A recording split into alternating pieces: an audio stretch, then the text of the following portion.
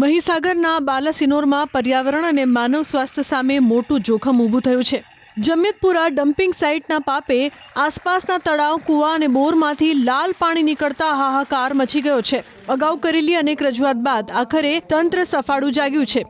યુવા કોંગ્રેસના પ્રમુખ સાહિલ પરમારના વિરોધ અને રજૂઆતને પગલે ગાંધીનગરથી જીપીસીબીની ટીમ તપાસ માટે દોડી આવી છે। અધિકારીઓએ ડમ્પિંગ સાઇટ અને ખેડૂતોના કૂવાઓમાંથી લાલ પાણીના સેમ્પલ લીધા છે। સ્થાનિકોનો આક્ષેપ છે કે પ્રદૂષિત પાણી લોકોને મોત તરફ ધકેલી રહ્યું છે। કોંગ્રેસે ચીમકી ઉચ્ચારી છે કે આ કાર્યવાહી માત્ર કાગળ પર ન રહેવી જોઈએ અને જો રિપોર્ટમાં છેડછાડ થઈ તો ઉગ્ર આંદોલન છેડવામાં આવશે।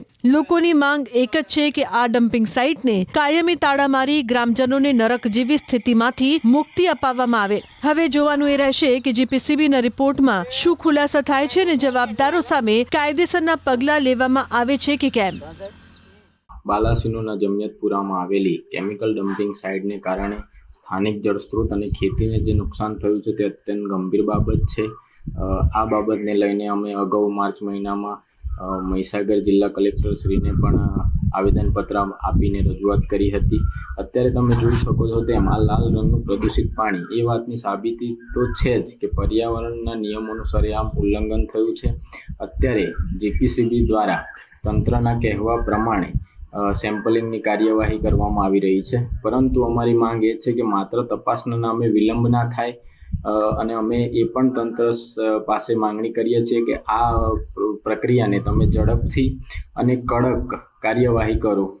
અમે આશા રાખીએ છીએ કે આ સાઇટને તાત્કાલિક અસરથી કાયમી ધોરણે બંધ કરી જવાબદાર વ્યક્તિઓ સામે કાયદેસરના પગલાં ભરી ગ્રામજનોને ન્યાય આપવામાં આવે। ગ્રામજનોની એક એવી પણ રજૂઆત હતી કે ખેતીમાં એમને ઘણું બધું નુકસાન થયેલું છે તો એમને વળતર પણ આપવામાં આવે। અગાઉ ન્યૂઝ 18 ગુજરાતીએ ગ્રાઉન્ડ ઝીરો પર જઈને આ ગંભીર સ્થિતિનો પર્દાફાશ કર્યો હતો, જેમાં તળાવ અને કૂવાઓમાં લાલ પાણી હોવાનું સ્પષ્ટ જોવા મળ્યું હતું। મહીસાગર જિલ્લાના બાલાસિનોર વિસ્તારમાં આવેલું છે જમિયતપુરા ગામ કે જ્યાં ડમ્પિંગ સાઇટ 2 વસ્તી શરૂ કરવામાં આવી છે, જેના કારણે પાણીના તટ લાલ થઈ ગયા છે। કેમિકલયુક્ત પાણી અહીંના બોર, કૂવા હોય કે પછી તળાવ હોય ત્યાં લાલ પાણી આવી રહ્યા છે। ન્યૂઝ 18 ગુજરાતી પહોંચ્યું છે કેમિકલ વિસ્તારમાં કે જ્યાં અત્યારે તમને દ્રશ્યો બતાવી રહ્યો છું। અહીંયા તળાવની અંદર છે તે લાલ પાણી આવી ગયા છે।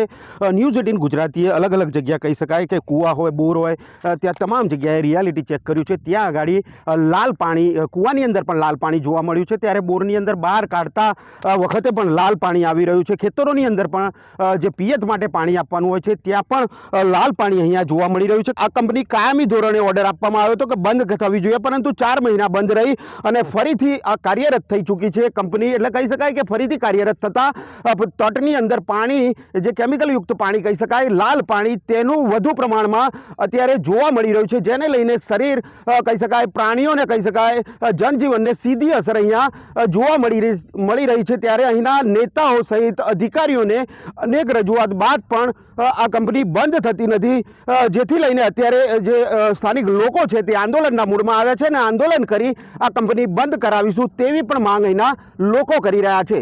મિતેશ ભાટિયા, ન્યૂઝ 18 ગુજરાતી, મહીસાગર।